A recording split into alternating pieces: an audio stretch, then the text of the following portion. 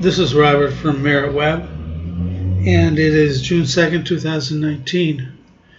This video is going to be about the elementary interpretation of cognitive behavioral therapy client assessment results.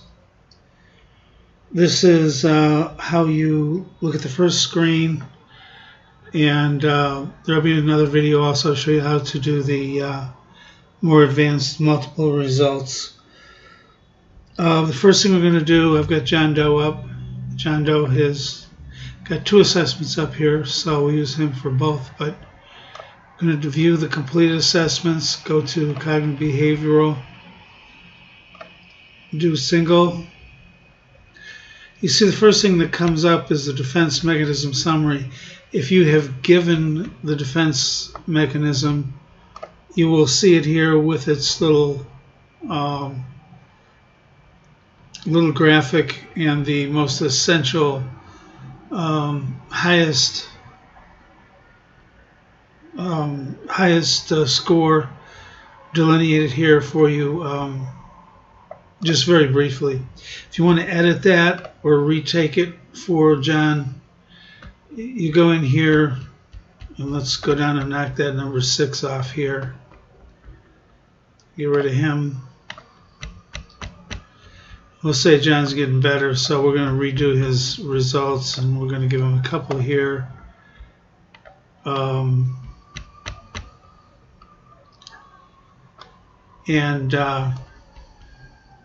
This is designed to save at the end, so it forces you to go all the way through. And you get up the results now. I'm going to close this. You notice results didn't change here. When you refresh, they will change. And you see now he's level 4 rather than level 6. It's important for you to do the defense mechanisms because in the case you've got a client who is on the border of reality testing issues. This will show you where they are, and if a client has extreme reality testing issues, then it's questionable whether you're going to get really far with them, although you can probably do some good. But if reality is waning, then you've got to know how much of an effect you're going to be able to have on them until reality begins to come back. And dealing with cognitive distortions will, in fact, help their, in all likelihood, will help their reality testing to improve. And that's why not only do you want that here, you want to go here and do it again so that you can see how they're doing. This table is extremely important. It's got two things on it. First of all, it's got all of the cognitive distortions, all 13 of them, plus an overall score. But it's got the score, that would be the most recent score, and the average score. If it's been given more than once, then you're going to find a score here. And this is the running average.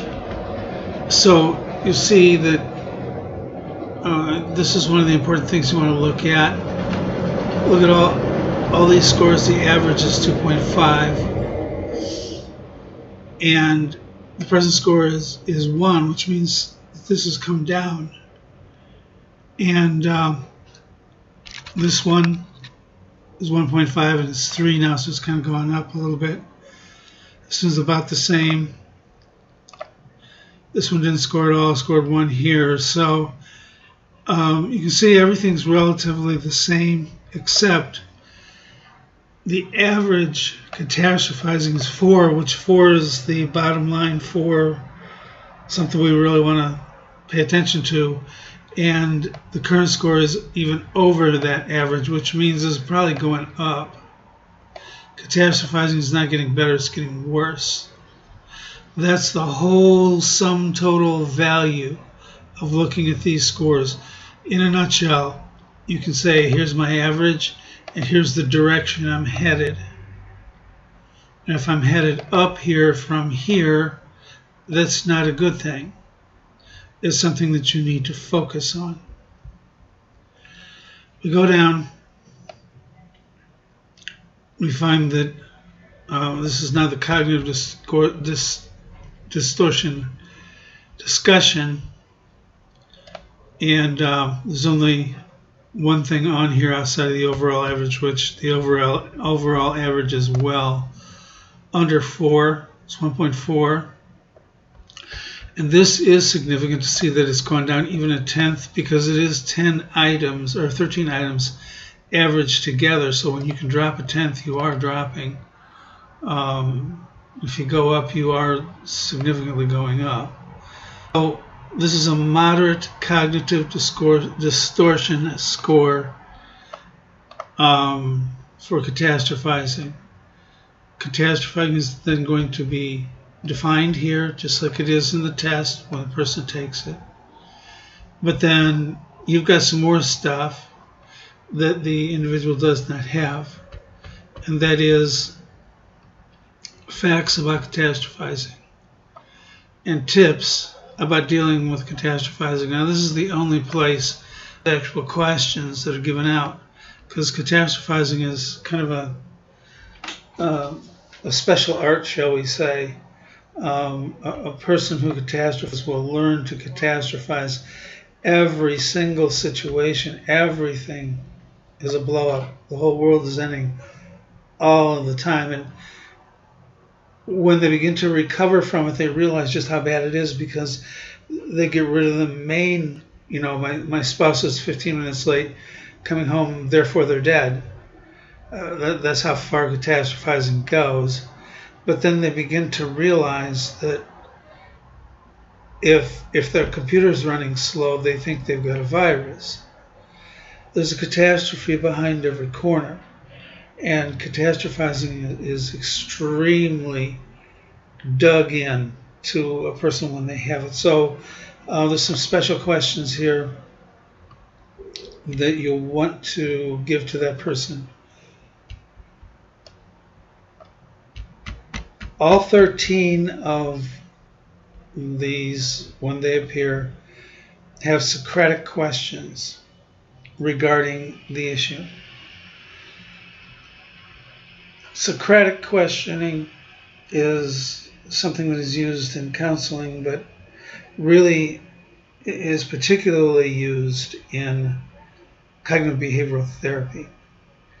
Socrates, the philosopher, used a unique method to teach his students. Rather than have them now all sit around in a semicircle and listen to him philosophize for hours and have that philosophy pounded into their heads, Socrates instructed through questions.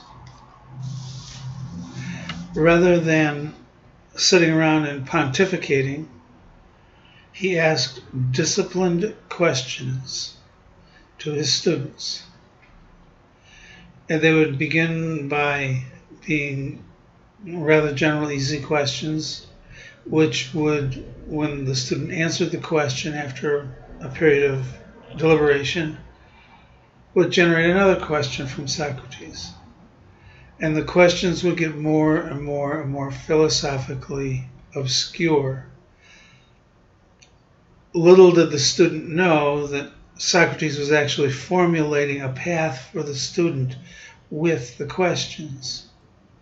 But since the student was coming up with the answers, the student owned the answers because they came up with them. That's the whole goal of Socratic questioning, to get the client to own their answers. And when they come up with an answer you don't like, first of all, you need to determine why you don't like it. Is it just you, or is their thinking still skewed? Are they still cognitively distorted? If they're still cognitively distorted, then you want to ask them other questions that will help move them along in the direction of getting rid of the cognitive distortion. Number one, give one good reason for engaging in catastrophic thinking purposes. If the client came back and said, well, you know, it's just stupid, but I do it, that's not a good reason. You want a valid, good reason for doing it. Are you nuts? Or do you have some good reason for doing this? My guess is the catastrophizing is rooted, and we'll see this in the next video, it's rooted in something in their life. It has a foundation, it has a root, it has a meaning. So there is a good reason for it. There might not be a good reason to continue it, and it may not be a healthy thing to do. As we see in the second question, give me one good reason against engaging in catastrophizing. The negatives here are going to far outweigh the positives, but we need to drive the client to seeing that themselves. They need to say, you know, okay, fine, there's a good reason why I do this, and there's a good reason why I shouldn't do this. And then take apart the facts and feelings. How much of this is fact-based and how much of it is just reactionary, feeling-based, fear-based probably, anxiety-based. Start to tear these things apart. This is not a questionnaire they're going to answer. They're going to come back and you can look at their answers and say, very good, you got an A.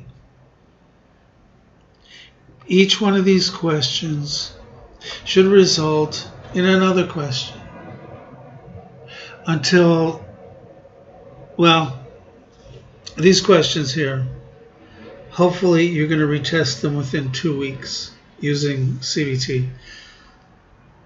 When you do that, you're going to see what you get. And so we're going to end this video here because the next section will help you. And I just look through these questions here. There's, I believe, 10 of them, 8 or 10 for every one of the cognitive distortions. But what you want to do is go through each of these, get a logical answer from them. Don't let them skirt the question. You know, oh, I do that, I know it's stupid, I shouldn't do it. No, you do it for a reason, and there's probably a foundation behind it.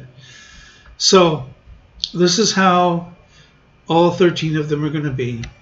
And you will notice up here, John has more than one set of results. There are 2 sets of results. This is most recent. You'll notice here it says go to multiple results summary. After you've looked over, if there's more than one set of results, after you've looked over these, you're going to want to go here. That's the subject of the next video.